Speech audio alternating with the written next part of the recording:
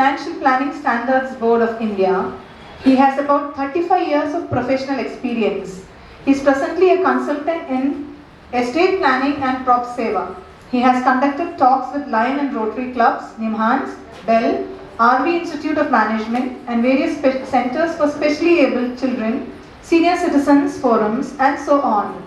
Today, Mr. Vijay Upendra has been invited to make us aware of the very important aspects of making a will or a family trust for protecting the movable and immovable assets of our wards who are PWDs and may be unable to administer their wealth on their own after the parents are not there. Calling upon Mr. Vijay Upendra to enlighten us on wills and family trust. Request Mrs. Aruna Shankar. Can Vinay please kindly escort him to the podium, please?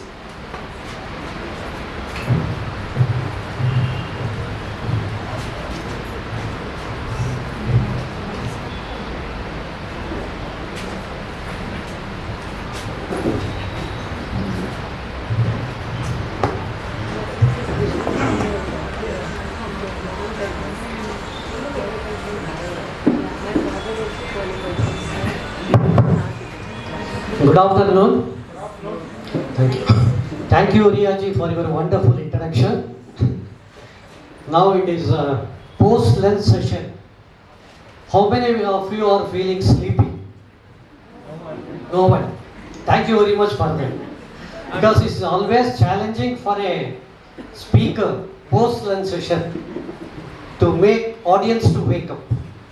Now, subject that I am going to speak on will definitely make you all to wake up. With this introduction, I would like to thank Mr. Rajiv Kembhavi and team for having given me an opportunity to come and share on estate planning. The moment you hear the word estate, what comes to mind is tea estate, coffee estate and big parcels of land. By and large, we are not owners of that. And hence, what is the use of estate planning? Now I have a lot of slides to share with you. Estate means all your property, your investments in shares, bonds, mutual funds and your other assets like car and various other valuable assets like gold, jewelry, all put together is known as estate. Now, you all will agree with me that we are estate owners. All these properties, estate, asset, we use and enjoy. One fine day, we say goodbye to this world. All of us are in queue. In Bhagavad Gita, it is said that Jatasya Maranam Dhruvam. A person who is born has to die one day. But the time of death is not defined at all. All of us have a date of birth. Can any one of us say that what is our date of death and time? Now what happens to all this estate that we acquire over a period of time when we say goodbye to this world? This question lingers on in mind.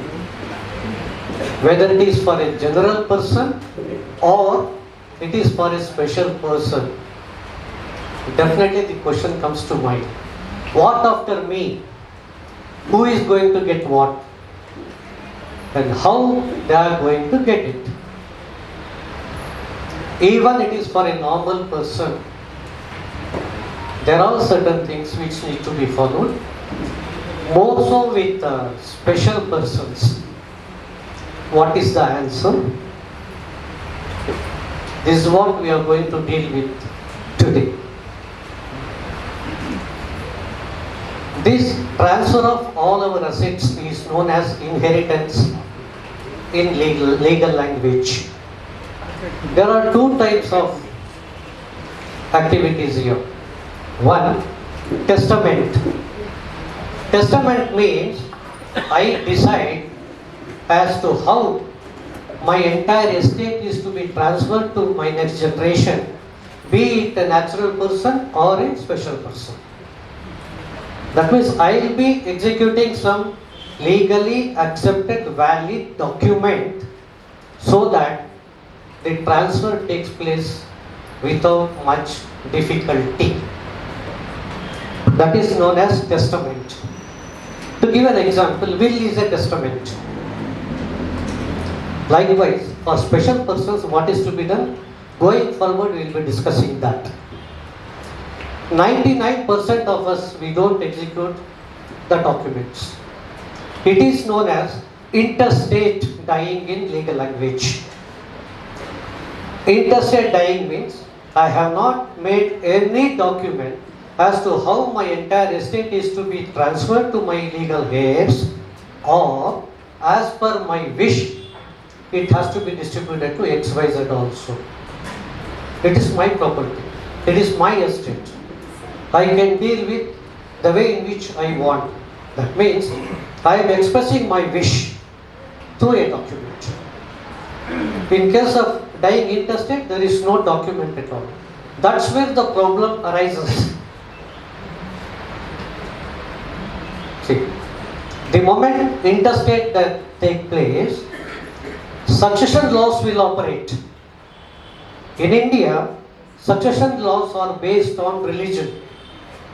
Hindu Succession Act of 1956 is applicable to Hindus, Buddhists, Jain and Sikhs respectively. Indian Succession Act is applicable to Christian, Parsis and Jews. Mohammedan law, that is personal law, Sharia law is applicable to Muslims. Then I will concentrate on Hindu. I think majority of here are Hindus, I suppose. Yes? Okay. Hindu Succession Act, again, Hindu male and Hindu female, there is a difference. Hindu male dying without any document, the first right in the family is mother, wife and children, that's it. They are classified as class 1.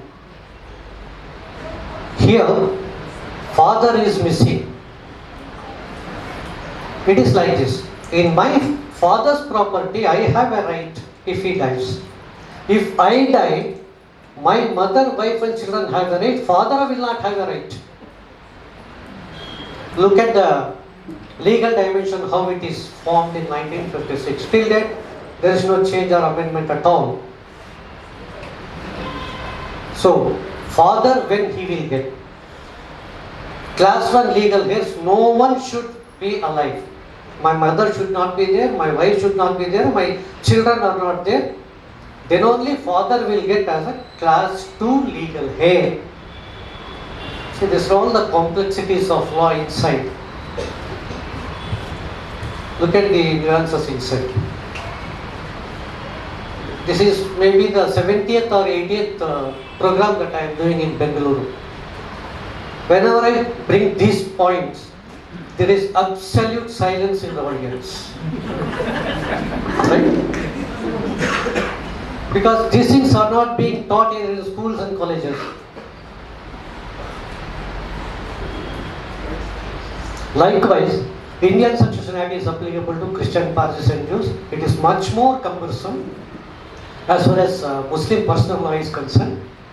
Purposely, I am stopping as far as the much more details of this legal dimension, because I need to concentrate on different subject altogether which is suitable to you specifically. One thing, interstate dying also leads to a lot of complications like nomination. I will take not more than 2-3 minutes here. If a person gets a money as a nominee, he is not a 100% beneficiary. What I mean by that is, I'll give an example. My mother has an account. She has 30 lakhs in bank account. She made me a nominee. She died and I got that entire 30 lakhs. As a nominee, as per law, I am not supposed to take entire 30 lakhs. Assuming that I have one sister and brother, I need to give them 10 lakhs respectively. Meaning thereby, my right is only for 10 lakhs, not for entire 30 lakhs. So nominee role one need to understand clearly. He or she can keep his or her share only, not beyond that. If they don't do, that means if I take entire 30 lakhs, my sister or brother can go to court and get that money from me. Please understand the nomination rule properly. There are much more details in this. Nominee dies earlier, family members don't know anything, and the depositor holder dies. Unclaimed money. Today, unclaimed money in India is touching 1 lakh crores. Who said India is a poor country? So please take care of this nomination at least. Now your family member will get the money. Otherwise it will go to government. Now the second problem is family tree. In case if a person dies without doing any document like will, as per the succession law, as per the state law, family tree has to be done. One should know about how to procure family tree. It is known as Vamsavruksha in Karnataka.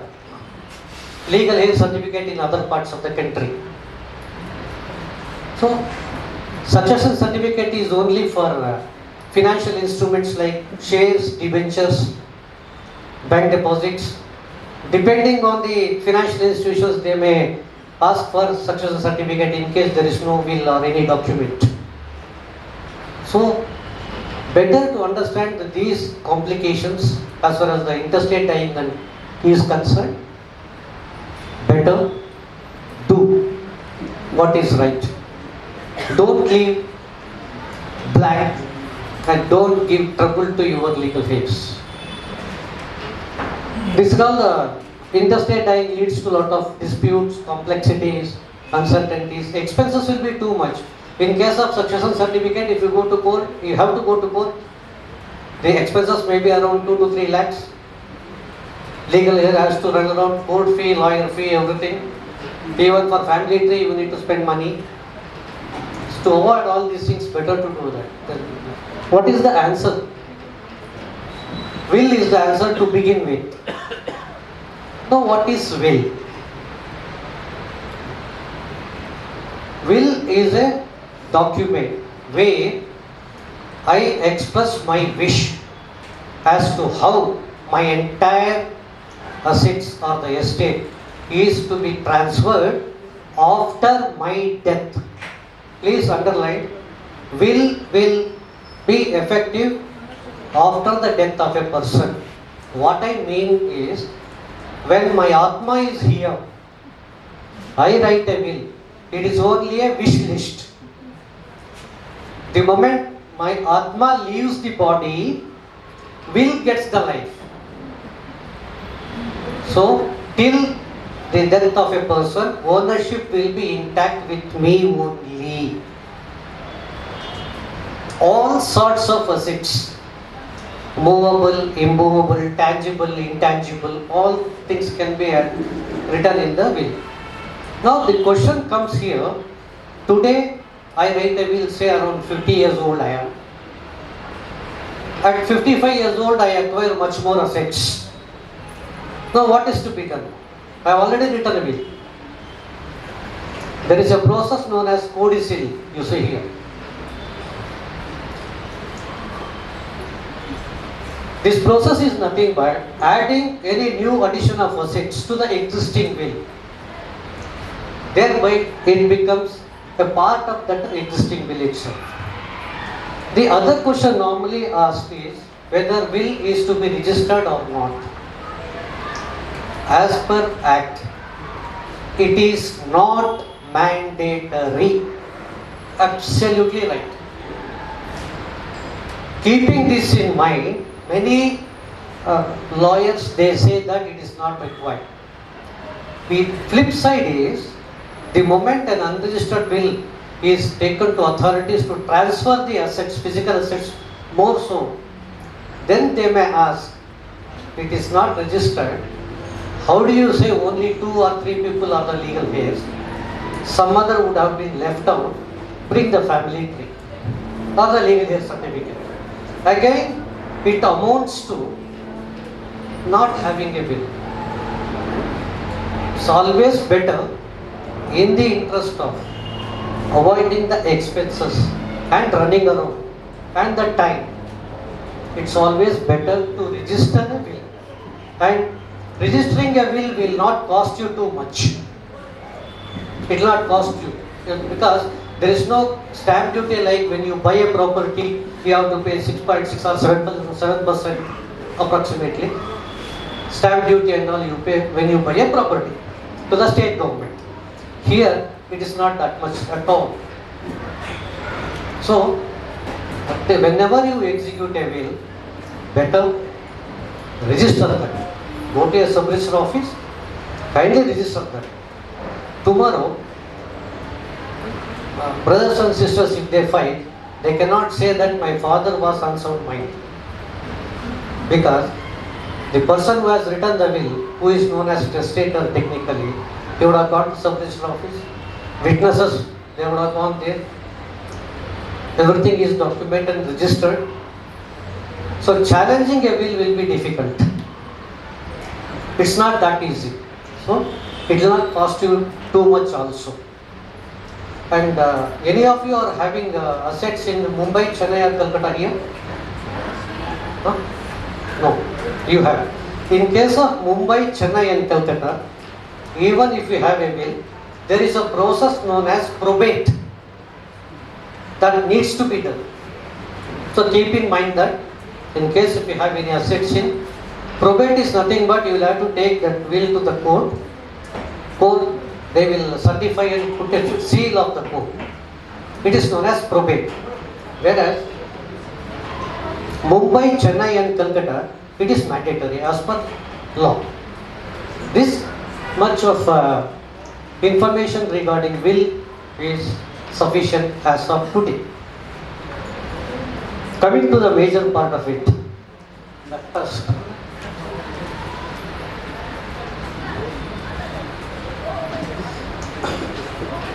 Mr. Rajshekhar was giving us about legal dimension of it.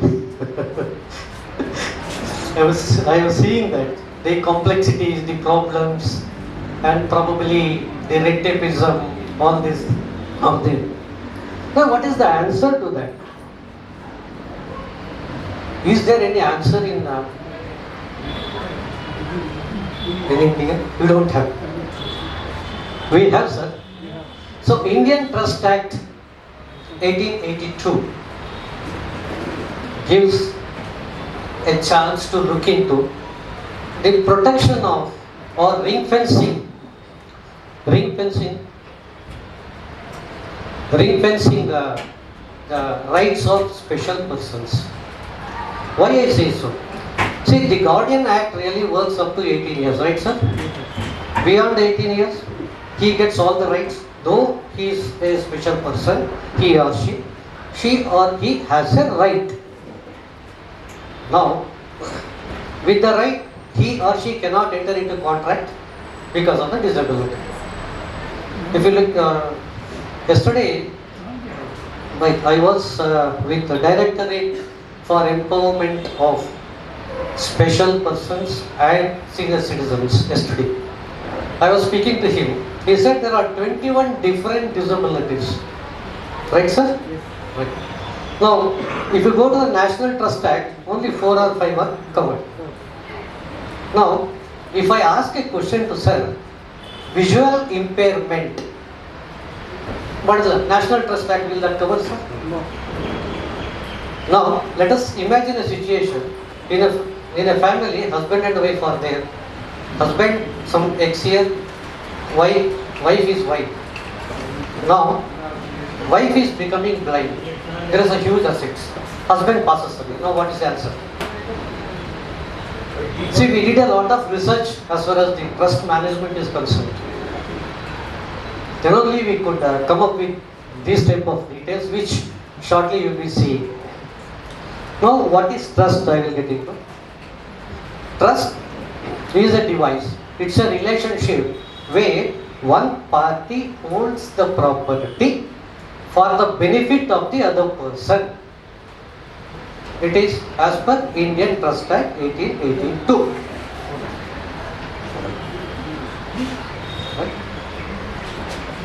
A person who establishes trust, especially for special children, let us say, father or a mother, they are known called as settlers, author or grantor. Settler appoints trustees. Trustees are the person who are dependable,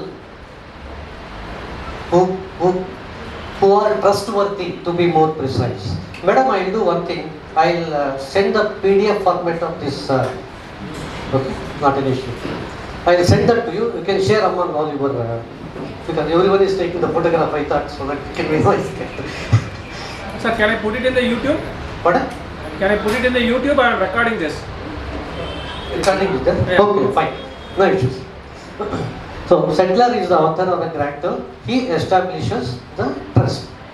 He will appoint trustees and he will be directing the trustees as to how the protection of a beneficiary should be taken care of, okay, in the trust deed. He will be mentioning what is the role of the trustee, what role, how benefit should be given to the beneficiary. Here, there is a bifurcation of legal right and beneficial rights. Beneficial rights is only for beneficiary like a special persons. The benefit should go to the beneficiary. Then legal right. Legally, he is eligible to take care of the benefit of the beneficiary.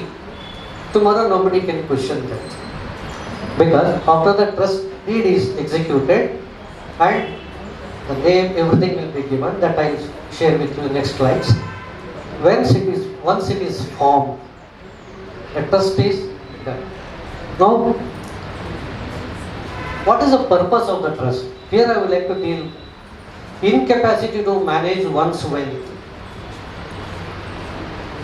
So it is always better to establish a trust, transfer the assets to the trust, then it becomes the property of the trust through trustees. Single parent with minor children. Someone was telling here, I am a single parent. Something happens to single parent. Who is going to take care of special person? Answer is there in Trust Act. Parents with special child. Very much applicable to this group.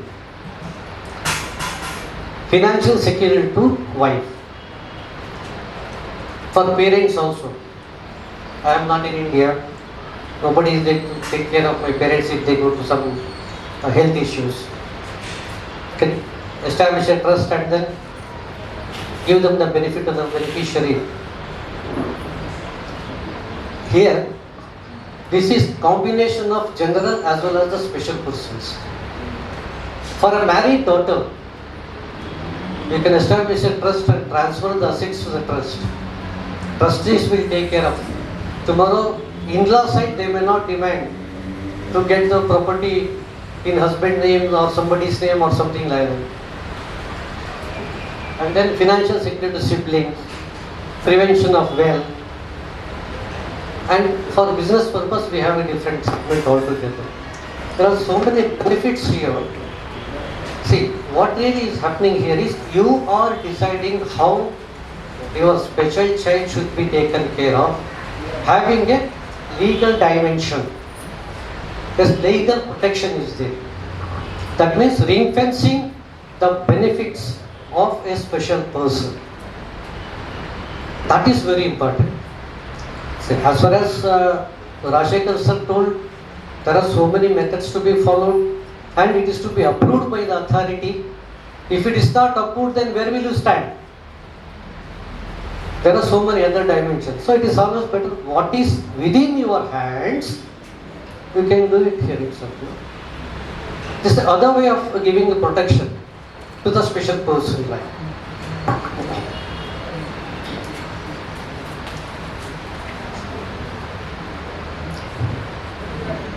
Once the trust is executed, how we are going to execute the trust? See, before executing any deed or anything like that, we do the counseling part. That's what we do. Counseling determines the objectives. We will be having 2-3 sittings or 5 sittings or whatever it is. Mr. Guru Prasad is here. He had come to our office. Ask him how many times. Mamta also had come. Ask them, they will tell you how much detailing that we did as far as that trust management part is concerned, all these things. So, there are so many drafting the trust deed, registration of the trust deed, obtaining PAN in the name of trust, open bank account, management of trust property, how it is to be done. All these things will be enumerated in deed and auditing of accounts, because in case of special person, trustees will be a representative assessee, because special person cannot be an assessee, right? So trustees can be representative assessee, and filing income tax returns, all these things need to be followed, adhered to. And here a question comes. Now, I transfer money to the trust, let us say, that needs to be reinvested. And what is the protection today? Bank, we are not getting that much good returns. Going to share market, mutual funds oscillating.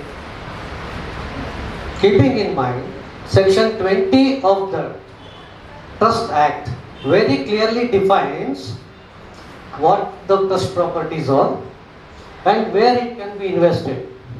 See, it is government securities, mutual funds approved by SEBI, especially Mr. Govindraj, where are you? See, he understands that. He is from Kavi Financial Services.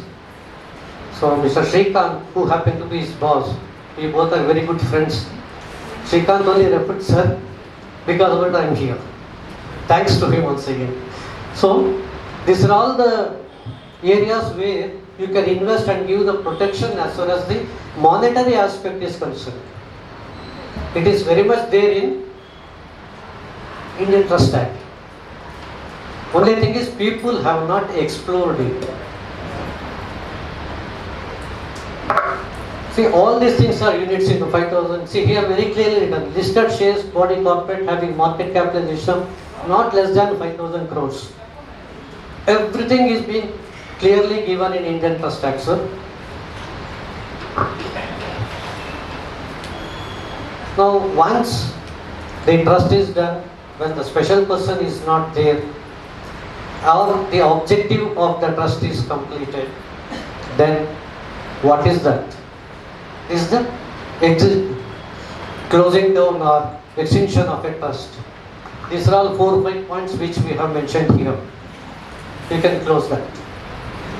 Now, I will give one example which was very challenging to us,